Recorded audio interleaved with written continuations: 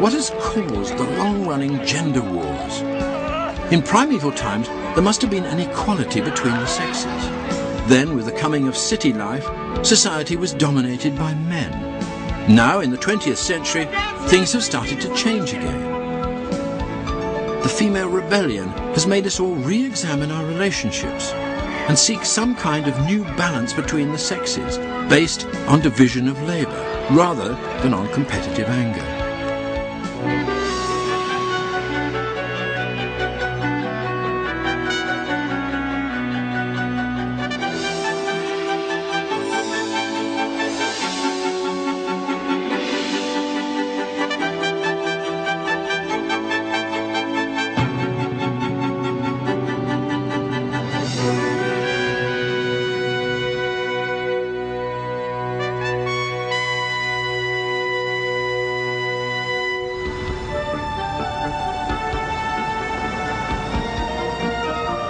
We live in a time of great cities where half the world's population is caged in an urban zoo. Conditions here are unkind to simple, loving family relationships. The great city may be full of novel excitements, but it's a harsh environment for all those who fail to make it to the top. All too often there's stress and frustration. How does this pent-up emotion find an outlet?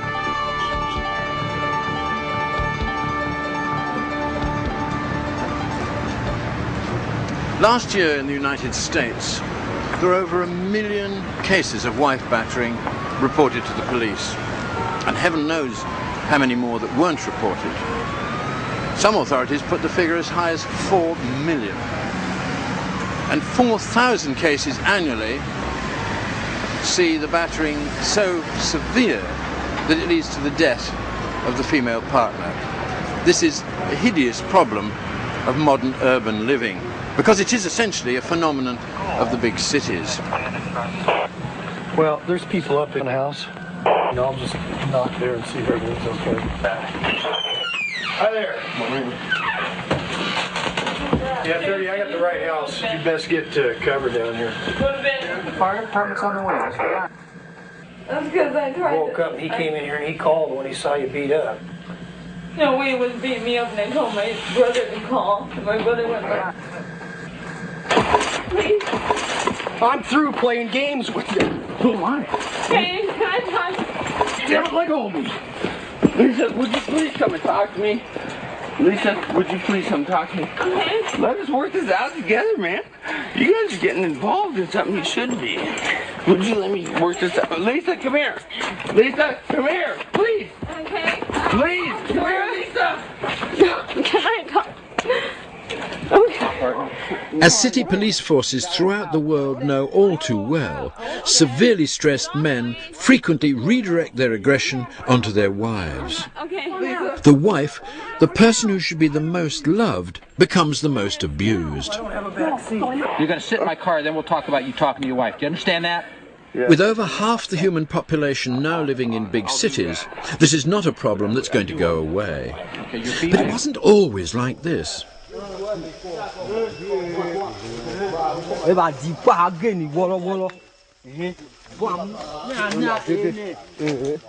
Because marital discord is so common today, we've painted a picture of our primitive ancestors as sexual brutes.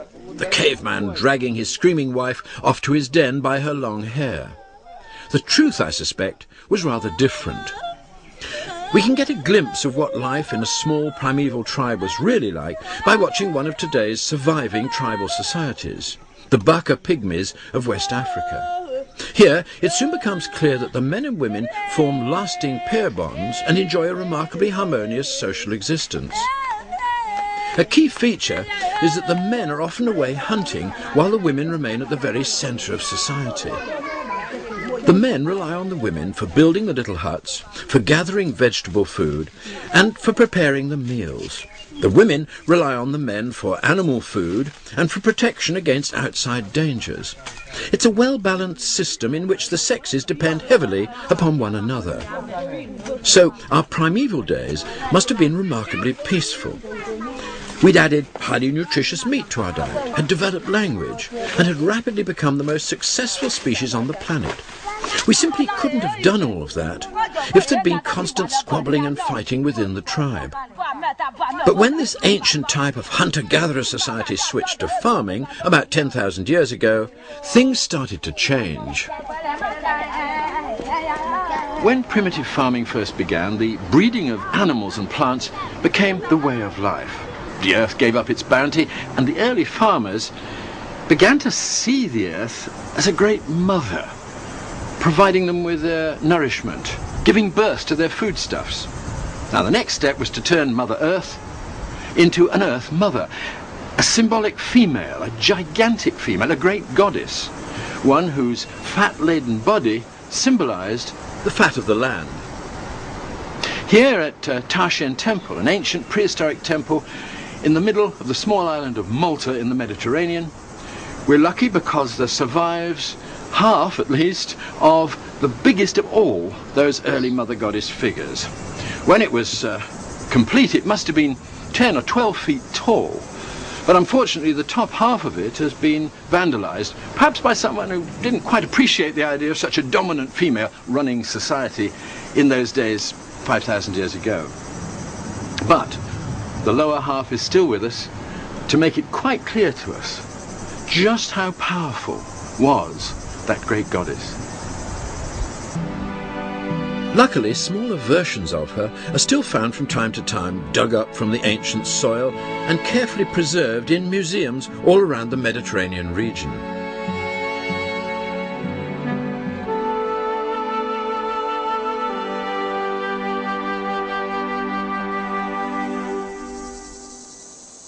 This is the site of one of the 7 wonders of the ancient world, the Temple of Diana at Ephesus in western Turkey.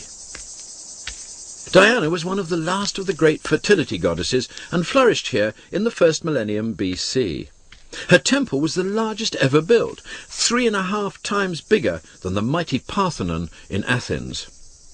Sadly, little of it has survived. But all is not lost. A few statues of her still remain, like this one in the nearby museum.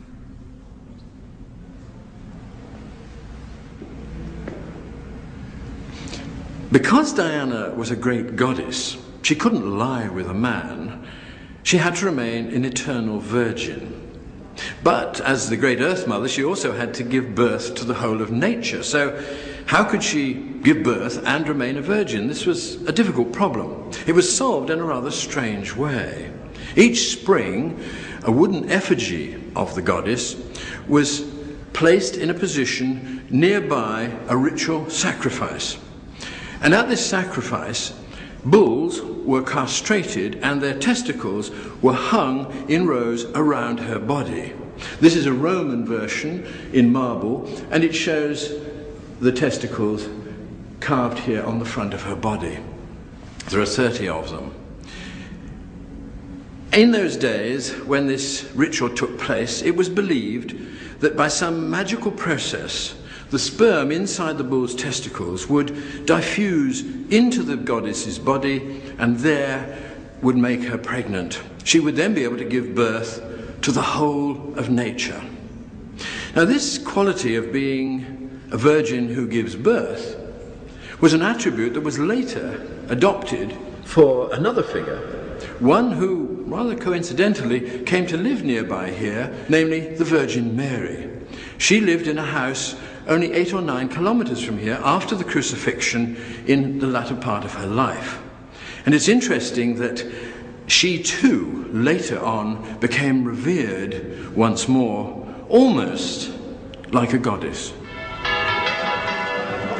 In many places, it's not Jesus who is the center of local worship, but his mother, the Holy Virgin. This is permitted by the Church because of her relationship with the official Son of God. But in reality, possibly unconsciously, the faithful who painfully walk to the church on their knees have returned, if only slightly, to the age-old Mother Goddess worship. The Christian Virgin has once again taken on the mantle of the Great Mother.